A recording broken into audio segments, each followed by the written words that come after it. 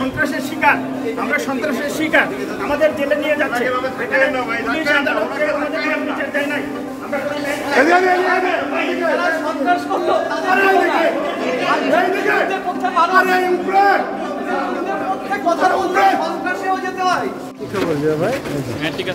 ছুটির দিন হলেও শুক্রবার সকাল ৯টায় প্রিজন ভ্যানে করে ঢাকার চিফ মেট্রোপলিটন ম্যাজিস্ট্রেট CMM আদালতে আনা হয় সাবেক মন্ত্রী আব্দুল লতিফ সিদ্দিকী, ঢাকা বিশ্ববিদ্যালয়ের আইন বিভাগের অধ্যাপক হাফিজুর রহমান কার্জন, সাংবাদিক মঞ্জুরুল আলম পান্নাকে।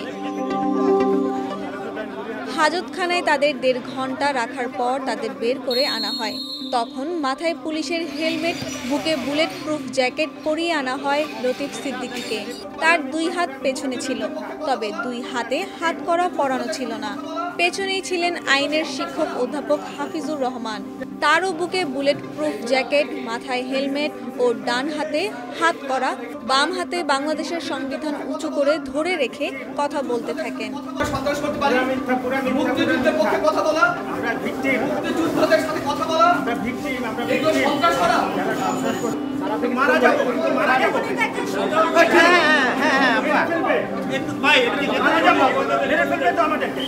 আমাদেরকে মেরে ফেলবে, আমাদেরকে মারা যাবো আমরা। আমরা শিকার, সন্ত্রাসের শিকার, আমরা সন্ত্রাসের শিকার, আমাদের জেলে নিয়ে যাচ্ছে।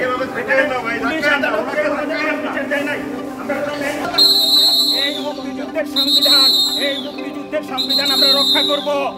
এই মুক্তিযুদ্ধের সংবিধান ৩০ লাখ শহীদের বিনিময়ে, ৫ লাখ মা বোনের ইজ্জতের বিনিময়ে সংবিধান, এই সংবিধান আমরা রক্ষা করব। এই বাংলাদেশ আমরা রক্ষা করব, মুক্তিযুদ্ধ আমরা রক্ষা করব।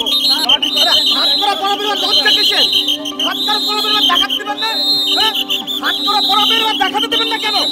এটা কোন ধরনের কথা? আরে হাত করা পড়াবেন কেন?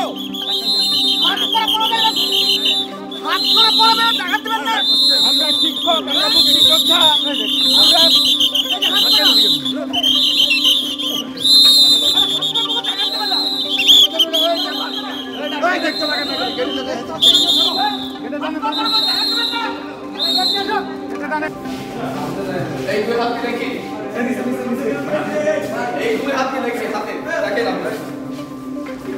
মানুষ কি লিখবে, সাংবাদিকটা কি লিখবে, কার পক্ষে লিখবে সাংবাদিকটা? বলুন আপনারা, কার পক্ষে সাংবাদিকটা? সন্ত্রাসের বিরুদ্ধে বলি, দুর্নীতির বিরুদ্ধে এই হাতকে লিখি।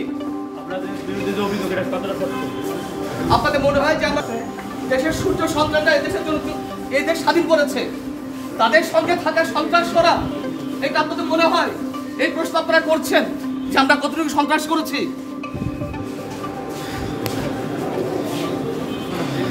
এই সময় একজন আইনজীবী কাঠগড়ায় দাঁড়িয়ে থাকা আব্দুল লতিফ সিদ্দিকী আইনজীবীকে বলেন, আদালতের প্রতি তার কোনো আস্থা নেই। আজকে আদালতে যাদেরকে আনা হয়েছে এই মিথ্যা মামলাতে গ্রেফতার করে, তাদের মধ্যে যে আব্দুল লতিফ সিদ্দিকী রয়েছে, তিনি একজন বীর মুক্তিযোদ্ধা। তিনি কাউকে ওকালতনামাতে পর্যন্ত সাইন করে নাই, কারণ তিনি বলেছেন যে এই আদালত আমাকে ন্যায় বিচার দিবে না, এজন্য তিনি কারোর ওকালতনামাতে সাইন করে নাই।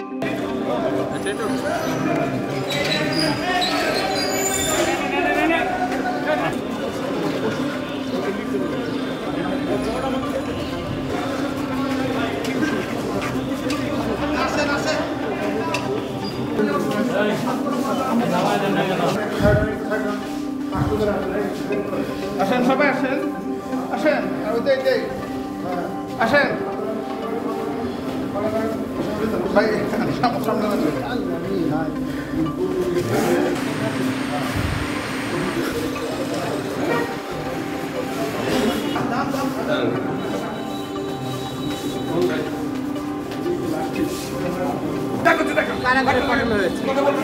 এই অনুষ্ঠানে যোগ দিয়েছিলাম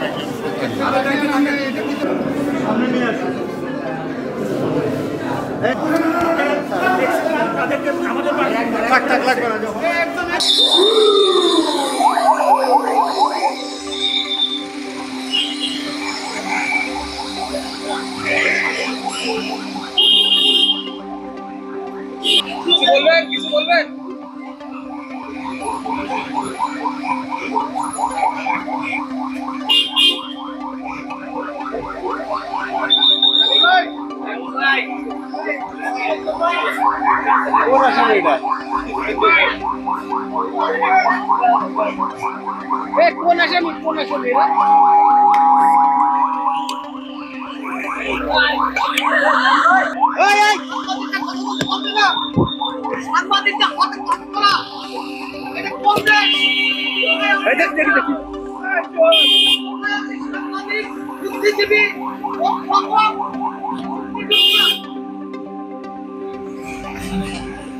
সন্ত্রাস বিরোধী আইনের মামলায় কাদেরকে আদালতে হাজির করা হয়েছিল?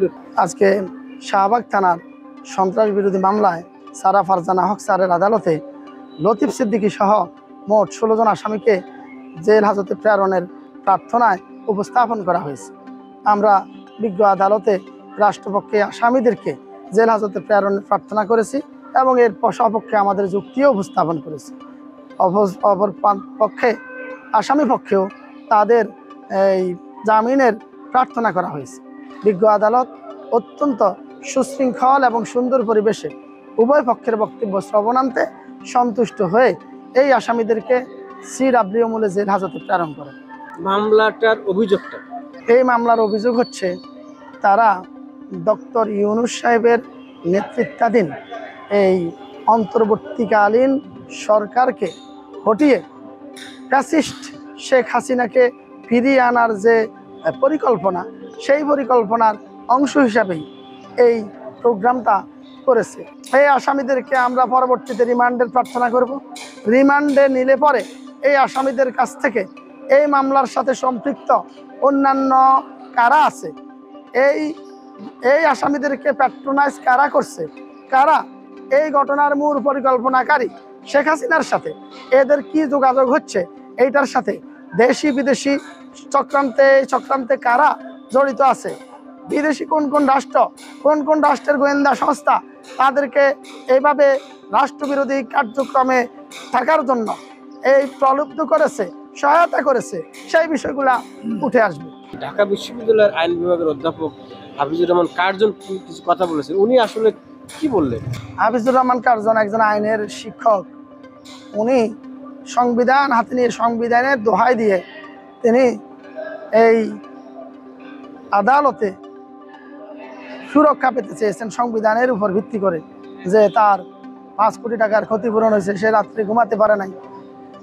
তখন আমরা তার বিরোধিতা করেছি। ঢাকা বিশ্ববিদ্যালয়ের আইন বিভাগের অধ্যাপক হাফিজুর রহমান কার্জন উনি কিছু কথা বলেছেন, উনি কি বলেছেন এর জবাবে আপনি কি বলেছেন? ঢাকা বিশ্ববিদ্যালয়ের শিক্ষক এই হাফিজুর রহমান কার্জন স্যার, তাকে ডিউ রেসপেক্ট অনুযায়ী আমরা বলতেছি, যখন এই কোর্টে যখন আপনার বিএনপি এবং জামায়াতের যখন জাতীয় নেতৃবৃন্দগুলো তোলা হতো এবং সাবেক 3 বারের প্রধানমন্ত্রী বেগম খালেদা জিয়াকে তোলা হতো, তখন কিন্তু এরকম সংবিধানের দোহাই, সংবিধানের কোনো আর্টিকেল তাকে মানা হতো না। যেখানে আপনার যে মানবাধিকার যেটা বলছেন, ইউডিএচ এর যে কথা বলেছে, আমাদের হিউম্যান রাইটসে যেটা আছে, এই গত ফ্যাসিজমের আমলে বিএনপি এবং জামাতে যে নেতৃবৃন্দ এই আদালতে তোলা হতো, রিমান্ডে নেওয়া হতো, বিনা বিচারে জেল খাটা হতো, কালো আইন দিয়ে আপনার তাকে ডিটেনশনে রাখা হতো, তাদের কিন্তু সেই সংবিধানের 33 অনুচ্ছেদ তখন কোথায় ছিল? তখন তো সেই জাতীয় নেতৃবৃন্দ সংবিধানের এই আর্টিকেল তখন তো কার্টেল করা হয়েছিল তাদের অনুযায়ী। তারপরও আমরা আদালতের পরিবেশ খুব স্বাভাবিক ছিল, কিন্তু এই ঢাকা বিশ্ববিদ্যালয়ের শিক্ষক জ্ঞানপাপী, তার এই আদালতের পরিবেশটাকে সে উত্তপ্ত করে। ঢাকা বিশ্ববিদ্যালয়ের আইন বিভাগের অধ্যাপক হাফিজুর রহমান কার্জন উনি আসামির কাঠগড়ায় দাঁড়িয়ে আদালতকে কিছু কথা বলেছেন।